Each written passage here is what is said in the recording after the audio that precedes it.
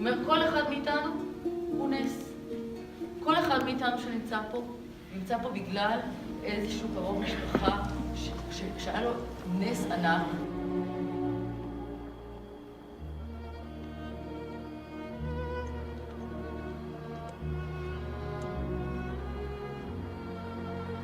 It's Hebrew from the Talmud. It says, whoever saves one life saves the world entire.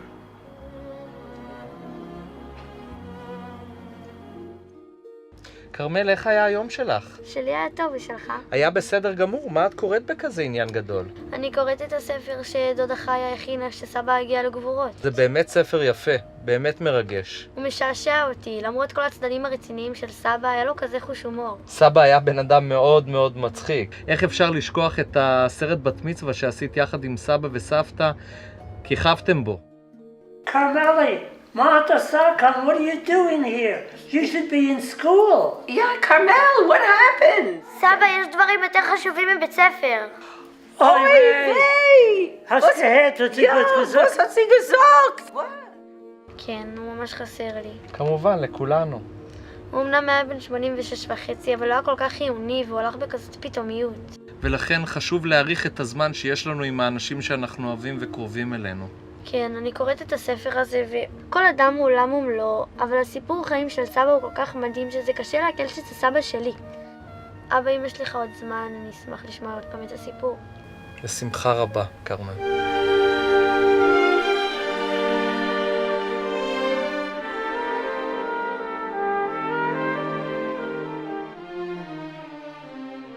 הייתי דווקא מעוניינת להתחיל עם זה.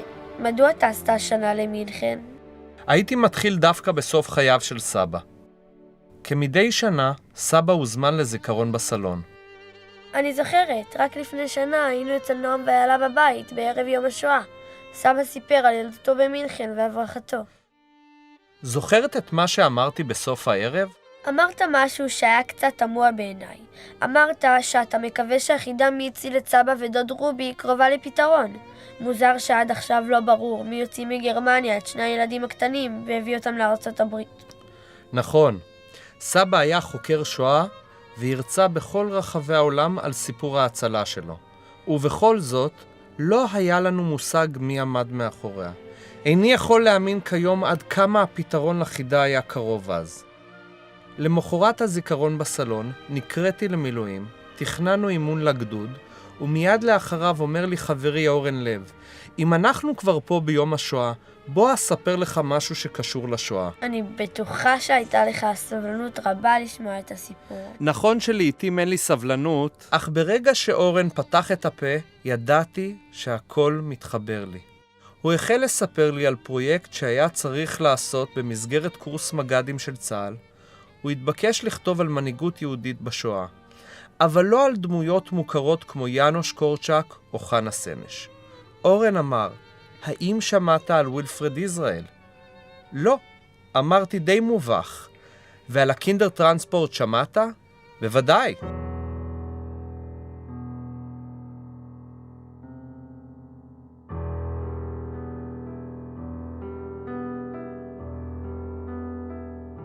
אני רוצה שהעולם יודע בדיוק מי זה וילפרד ישראל, מה הוא עשה וכמה אנשים הוא הציל. היה אכפת לו מכל אדם ואדם, כל פרט ופרט. He just had this kind of disposition and feelings that, you know, he belongs to mankind and it's his duty to help mankind. וילפרד ישראל הציל את החיים שלי. אני חייבת לו. אז וילפרד ישראל היה בין החוליות המרכזיות שהוציאו את הקינדר טרנספורט לפועל, חילוצם של 12,000 ילדים מרחבי אירופה לאנגליה.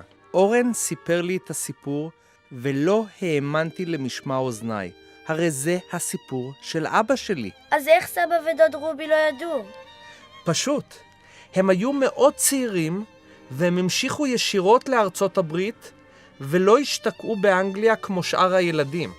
סבא היה חוקר שואה, ולשיטתו הקינדר טרנספורט הופסק עם פרוץ מלחמת העולם השנייה, כלומר, 1 בספטמבר 1939. אחרי תאריך זה, כנראה הייתה מעורבות פרטית ולא מערכתית. אך מהרגע ששמעתי את אורן, היה ברור לי שזה הסיפור.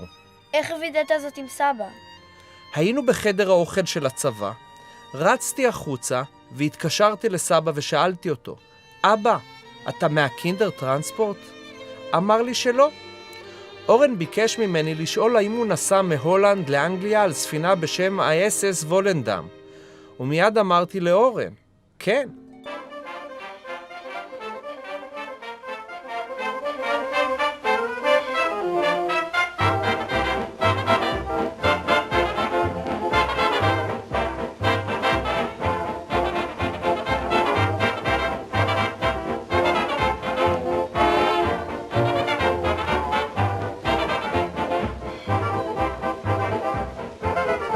אורן אמר שהספינה הזאת הוחקרה על ידי ווילפרד ישראל לצורך הברחת הילדים.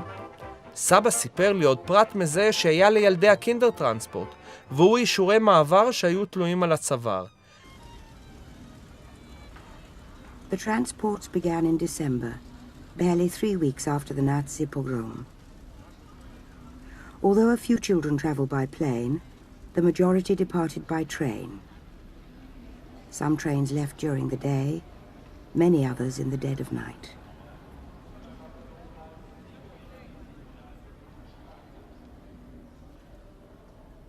Each child was given a number. My number, and I still have it, was 152. And this was a number that every child put around its neck, and a similar number was attached to our suitcases. מיד התקשרתי לשני אנשים שאני מעריך מאוד מיד ושם, וביקשתי לדעת האם יש סיכוי שאבי חולץ על ידי הקינדר טרנספורט ועל ידי ווילפרד ישראל. שניהם ענו בחיוב. גם בוויקיפדיה מצוין אגב שההברחות נמשכו עד 1 במאי 1940. אז נפגעה האונייה המפורסמת על ידי הגרמנים.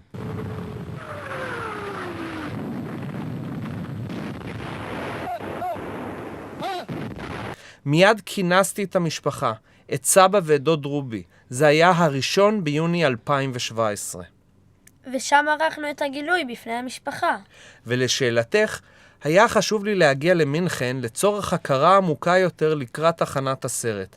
אז את מוכנה לצאת לדרך? אני איתך.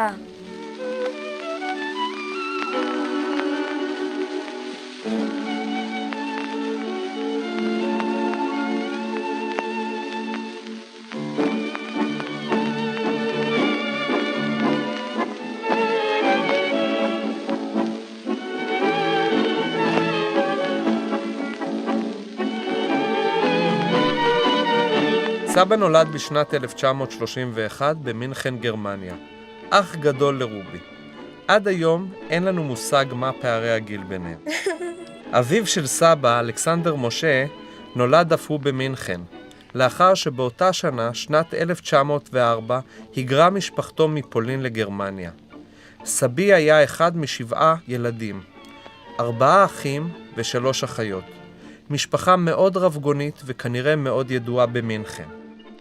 סבא אלכסנדר, יחד עם גיסתו סלי שינדלר, שהייתה מבוגרת ממנו ב16 שנה, עבדו יחד בעסקי הדואר וניהלו חנות כלבו. סבי וסבתי והילדים גרו ברחוב יאן 1 במינכן. ראשי המשפחה היו נחמה שינדלר, שדודה נחמה נקראת על שמה, ואברהם יצחק שינדלר, סבא רבא שלי שעל שמו נקראתי. המשפחה הייתה משויכת לזרם החרדי בלז, וניהלה חיים שקטים ורגועים עד לעלייתו של היטלר לשלטון בשנת 1933.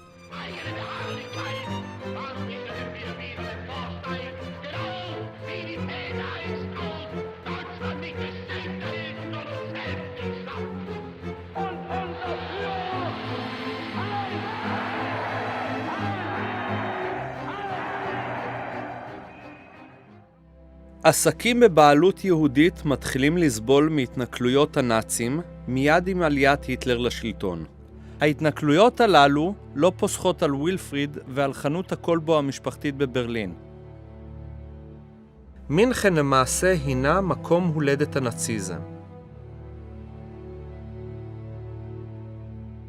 1937, סבא בן 6 בלבד, כיתה א'. דמייני לעצמך, הוא רואה עם חברו שלט שאסור לקנות מחנויות של יהודים, והוא תולש אותו. סבא וחברו מובאים לחקירה על ידי המשטרה הגרמנית, ומוזרים לבל יעשו זאת שוב, אחרת יגורשו יחד עם הוריהם מהמדינה. Said, listen, we're going to let you go this time, but I want you to know you do this one time again. Not only will you be sent away, but your parents will be sent away. מדינות העולם אינן פותחות את שעריהן, ומעט הוויזות עולות כסף רב. כאזרח בריטי בעל הון, ווילפריד יכול לעזוב בקלות, אבל הוא נשאר. בית הקולבו שלו הופך לתשתית למפעל הצלה ולאמצעי להשגת מידע. מרץ 1938, הצבא הגרמני פולש לאוסטריה ומספח אותה. הגזרות נגד היהודים הולכות ומחמירות. ב7 בנובמבר 1938, צעיר יהודי בשם הרשל גרינשפן יורה והורג פקיד זוטר של גרמניה הנאצית בפריז. ווילפרד מתחמק מהגסטאפו ומתגנב לשגרירות הבריטית בברלין. הוא מתקשר ללונדון לידידו משכבר הימים, חיים ויצמן, ראש הסוכנות היהודית. הוא מזהיר מפני מעשה תגמול. הוא הצליח לצפות במדויק את מה שעמד להתרחש. קרמל, שמעת ליל הבדולח? בהחלט, מדובר בלילה שבין 9 ל-10 בנובמבר 1938, בו נערך בכל רחבי הרייך השלישי פוגרום ביהודים. בדיוק. לא אכנס לפרטים, אך הייתה לכך השפעה דרמטית על ביטחונם של היהודים בגרמניה, ביציבות ויכולתם להאמין שהמצב ישתפר. וסבא, אני זוכרת, הוא סיפר לי כי היה עד לשריפת בית הכנסת שלו במינכן. בהחלט. מדובר בעדות ישירה של ילד בן 7 שזוכר לפרטי פרטים את בית הכנסת שלו נשרף עד היסוד. He saw that Munich was not the same. Full of glass, the smell of smoke, shops destroyed, synagogues still in flames from the terrible thing that happened. אז ראינו עשן שחור מתמר וקהל אנשים עומדים לפני הבית הכנסת, וחזרנו הביתה. ואני זוכרת שאבא שלי הלך בבוקר לתפילה, בבוקר מוקדם, הוא חזר מזועזע לגמרי. בפוגרום הקשה ביותר שידעה יהדות גרמניה נהרסים מאות בתי כנסת, בתי קברות ואלפי חנויות בבעלות יהודית הושחתו. יותר מ-30,000 יהודים נעצרים ונשלחים למחנות ריכוז. עשרות נרצחים. הפורעים לא פוסחים על חנות הקולבו של ווילפרד ישראל בברלין, מקור אושרו המופלג שאפשר לו לממן את פרויקט חייו, הקינדר טרנספורט.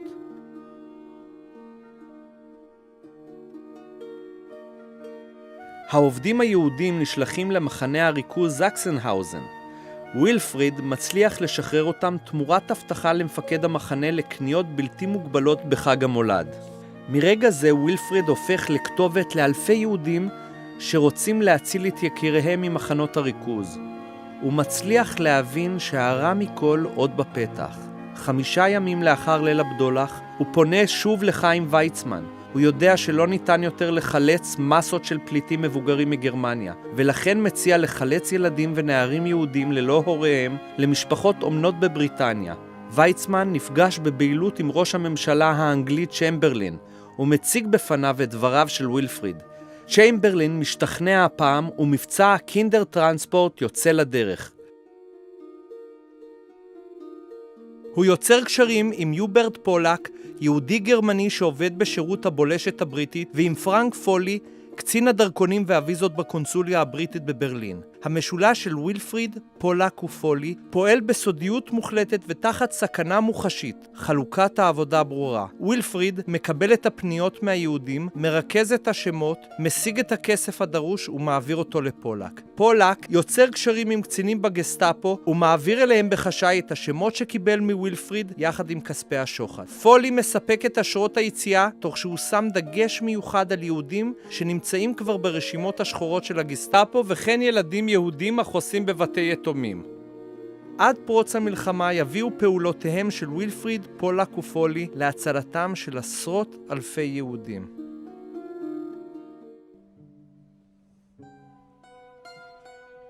אני מניחה שזה גם השפיע על משפחת שינדלר. זה השפיע מספר חודשים לפני כן, שכן אלכסנדר וסלי שינדלר נמלטים עוד לפני ליל הבדולח.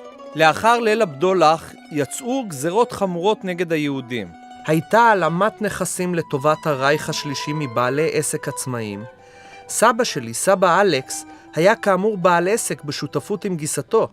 אחד מהעובדים, חבר במפלגה הנאצית, הזהיר אותו כי עוד באותו יום עליו לברוח מגרמניה, כי מתכוונים לשלוח אותו ואת גיסתו למחנות הריכוז זקסנהאוזן ודכאו. בתוך העסק הזה עבד פועל. הוא היה אחד מהפעילים במינכן בתנועה הנאצית. הוא לוקח ומקבל איזשהו מסמך שהאבא שלי, אלכסנדר משה שינדלר, והדודה שלי, סלי שינדלר, הם על הרשימה להישלח לדכאו או לזקסנהאוזן. הוא ניגש לאבי ולדודתי, ותראו, אני מציע לכם להיעלם מיד. באותו הלילה, האבא שלי הוא נעלם. סבא הלך לראש החסידות שהוא השתייך אליה, אל הרבי מבלז, וביקש את אישורו לברוח עם תעודות מזויפות של כומר וגיסתו של נזירה. הרב אישר. My father wanted to go through Poland because, believe it or not, they wanted to get the bracha of the Belzer Rebbe, Reb Abela, who gave him the bracha, get out while you can, and so on. וכך סבא אלכס וסלי יוצאים לדרכם. סלי בורחת דרך שוויץ, וסבא אלכס מגיע לאיטליה, בה הוא ממתין 9 חודשים ארוכים בציפייה לוויזה לארצות הברית. קבלת הוויזה מתאפשרת אחרי שמשפחת קלריסטנפלד, קרובי משפחתו, נותנת ערבות של $10,000. זה לא פשוט לבוא ולצאת מהמדינה, הרי המלחמה עדיין לא החלה. אז הסיפור של סבתא שלי הוכיח לך עד כמה היה מסובך עוד לפני המלחמה לצאת מגרמניה. דמייני לעצמך שהמשטרה החשאית מחפשת אחר סבא שלי, ושוטרים מגיעים לביתם ברחוב יאן במינכן, וסבתא שלי בוכה בפניהם ואומרת שבעלה ברח והשאיר אותה עם 2 ילדים קטנים. כאשר אנשי האס-אס היו בבית, הם עזבו, ראיתי את הפנים של אמא שלי כמו שאני עומד עכשיו. באמת הרגשתי במשך שנים את הגבורה שלה. בינתיים, סבתא שלי נוסעת עם 2 ילדיה הקטנים לשגרירות האמריקאית בשטוטגרט, מרחק של 238 קילומטרים ממינכן. ושם מתרחש אחד הרגעים הקשים בחייה של אמא, שאמורה לקבל החלטה פשוט לא הגיונית. בבואה לשגרירות יש המוני אנשים שבאים לקבל אשרה ליציאתה מגרמניה. הקונסול האמריקאי אומר לה כי אין לו מספיק הקצאות של ויזות, והוא יכול לאפשר רק לה ולה בלבד לצאת את שערי גרמניה. סבתא שלי בוכה, והקונסול בשלו. הוא אומר לה, צאי לארצות הברית, תתחברי לבעלך, ואז תבקשו לאחד את המשפחה ויאפשרו לילדים לצאת. סבתי מקבלת החלטה גורלית. אני קורא לזה הבחירה של אסתר שינדלר. בפרפרזה על הסרט זוכה האוסקר בחירתה של סופי, שאמורה לקבל החלטה מי משני ילדיה יחיה. בחודש יולי 1939, סבתי מכניסה את סבא שלך ואת רובי לתוך בית יתומים, ונמלטת משטח גרמניה לאיטליה. מקץ 4 חודשים היא מפליגה לארצות הברית. ומיד השניים מתחילים לעבוד על שחרור הילדים. אבא, פעם שאלת את סבתא שלך לגבי ההחלטה הזאת? רק היום שאני מסתכל על הפספוס להשלמת הפאזל זה כואב. מי חשב לשאול אותה?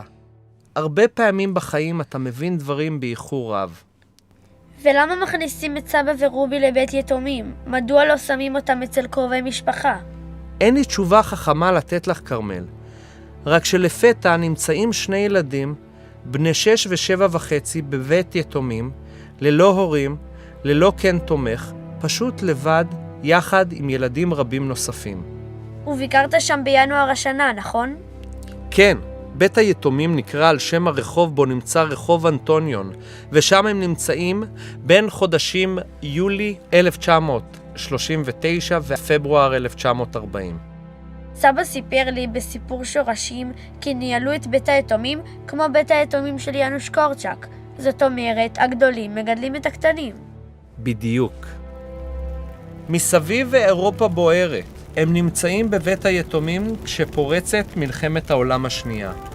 משפחת שינדלר מתפזרת לחלוטין, ובזה אגע בסוף, כי הסיפור של סבא ורובי הינו סיפור אחד מתוך פסיפה סיפורים של משפחת שינדלר ברחבי אירופה ברגע שהמלחמה החלה. אנו קופצים לליל נר חמישי של חנוכה 1939. אסתר שינדלר מגיעה לניו יורק ומתאחדת עם אלכסנדר שינדלר בעלה.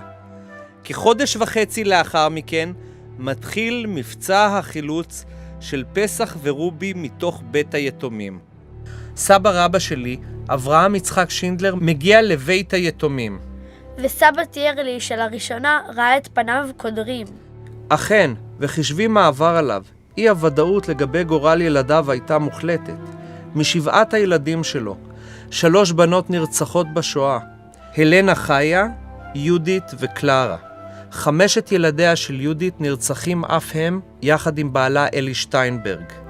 מבין 4 הבנים, סולומון שינדלר נהרג במלחמת העולם הראשונה, רובן שינדלר יחד עם אשתו ו4 ילדיו במבצע דרמטי מגיעים לארץ ישראל, אליעזר שינדלר נמצא בפולין, ואלכסנדר שינדלר, סבא שלי, מבחינת אברהם יצחק שינדלר, גורלו לא ידוע. דבר נוסף גיליתי שאשתו נחמה שינדלר נפטרה שבועיים לפני הביקור, והוא נותר למעשה לבד, ששני נכדיו הם האחרונים שנותרו ועליו לדאוג להם. אז הפרידה הזו מוכיחה שסבא רבא שלך אכן היה בסוד העניינים של הבריחה. כעת אני בטוח בכך. יש לא מעט ציוני דרך וראיות אובייקטיביות שהכל מתחבר. ולדעתי לסבא רבא שלי היה קשר בדרך זו או אחרת לווילפרד ישראל או למארגני הקינדר טרנספורט. קודם כל, העובדה שהגיע להיפרד יום לפני שמבריחים אותם. ומצאתי עוד כמה דברים חשובים. בן דוד של סבא שלי, שנה לפני סבא, יצא בקינדר טרנספורט, ואפילו היה לצנחן בצבא הבריטי כאשר בגר. שמו היה ג'וני פרידר, והוא ניצול יחיד מ3 אחיותיו של סבי. אמו הייתה חיה שינדלר. אחיותיו של ג'וני הגיעו לבית היתומים של יאנוש קורצ'אק, ושם נספו. בזיכרונותיו של ג'וני הוא מתאר את מבצע הקינדר טרנספורט שבזכותו חולץ מגרמניה הנאצית, ומכאן קל להסיק כי במשפחת שינדלר הכירו את הדרך בה חולצו ילדים ממערב אירופה. אז איך סבא לא ידע שהוא ילד קינדר טרנספורט? אני משער שזה קשור לעובדה שהם היו בסוף תהליך הקינדר טרנספורט, שברכבת של סבא היו רק הוא ורובי, בעוד הרכבות בתחילת הדרך היו מלאות ילדים. העובדה שהם לא נותרו באנגליה ומיד הועברו לניו יורק, ואז לא נרשמו ברשימות הרגילות. ואז באמצע הלילה באים ולוקחים את סבא ורובי. ומלבישים אותם בלבוש של גויים, נותנים להם אוכל לא כשר ושוקולד, ומעלים אותם לרכבת ממינכן גרמניה לרוטרדם הולנד. סבא פסח סיפר לי שכל הרכבת הייתה מלאה בחיילים גרמנים, ריח חריף של אלכוהול, ולא שמו לב לשני ילדים קטנים שמובלים מתחת אפם אל החופש, בעוד הם עסוקים בשתייה ושירה. סבא זוכר שכל הנסיעה רובי היה צמוד אליו. ואני לא אשכח גם כן את תמיכה של פסח, שנסענו ברכבת ממינשן לרוטרדם. הוא זוכר שלא אכל את הבשר כי לא היה כשר, ובכל תחנה בעצרה הרכבת בין מינכן לרוטרדם, עולה אדם אחד או שניים לשאול לשלומם.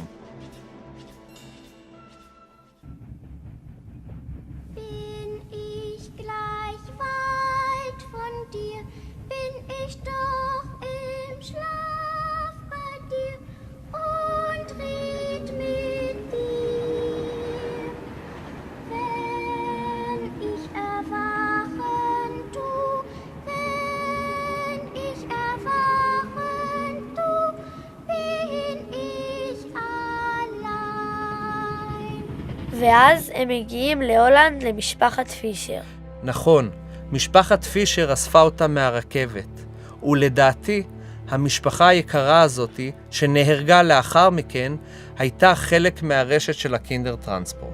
לאחר מספר ימים, בהם אירחו את הילדים, העלתה משפחת פישר את סבא פסח ודוד רובי על הספינה של וילפרד ישראל לסאות'המפטון, אנגליה, ומשם לניו יורק, ארצות הברית. ורק לפני שנה סבא תיאר לך שכל האישורים היו תלויים להם על הצוואר. נכון, כי אורן לב הפנה את תשומת ליבי שזה היה הסימן העיקר של הקינדר טרנספורט. אחרת, איך באמצע המלחמה יוצאים שני ילדים ועוברים את הגבולות? פשוט מדהים ובלתי נתפס. וכמובן, יש את האונייה המפורסמת שווילפרד ישראל חכר וסבא היה עליה. ואני מאמין שבעזרת קשרים יצאה התוכנית להציל שני ילדים ולהפעיל את הרשת להצלתם תוך סיכון אדיר. וסבא ורובי מגיעים לניו יורק הלובשת חג לכבוד יום הולדתו של ג'ורג' וושינגטון. לימים סבא פסח סיפר לי שכילד בן 8.5 הוא היה בטוח שכל האירוע הזה של מאות אלפים שמגיעים לנמל הוא לכבודו, לכבוד רובי ולכבוד האונייה. ומי הגיע לקבל את פניהם בנמל?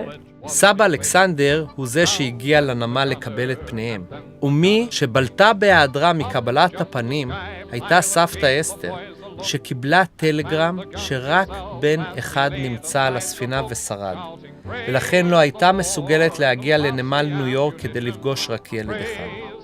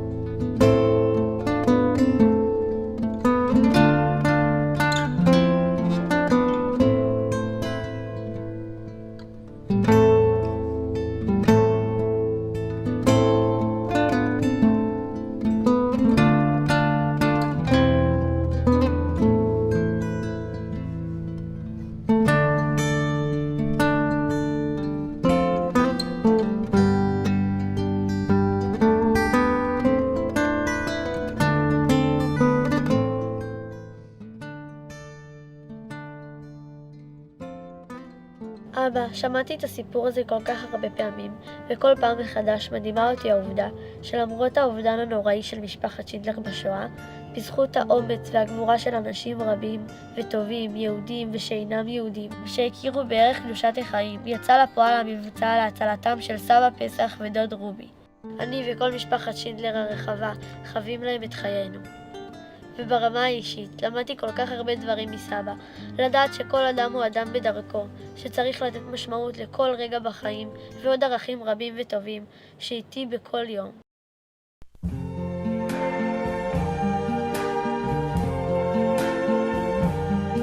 I see trees of green, red roses too. I see them bloom for me and you. And I think to myself, what a wonderful world.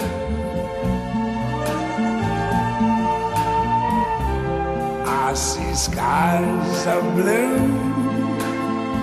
and clouds of white, the bright blessed day, the dark sacred night. And I think to myself, what a wonderful world.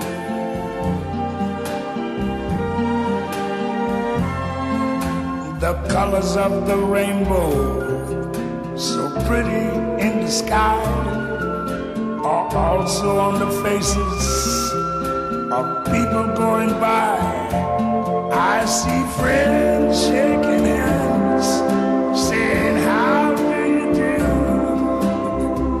They're really saying, I love you. I hear babies cry, I watch them grow.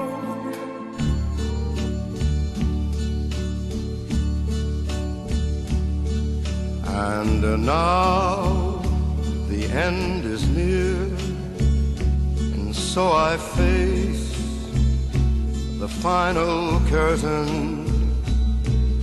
My friend, I'll say it clear, I'll state my case, of which I'm certain. I've lived a life that's full. I traveled each and every highway and more, much more than this. I did it my way. Regrets, I've had a few, but then again, too few to mention. I did what I had to do, saw it through without exemption.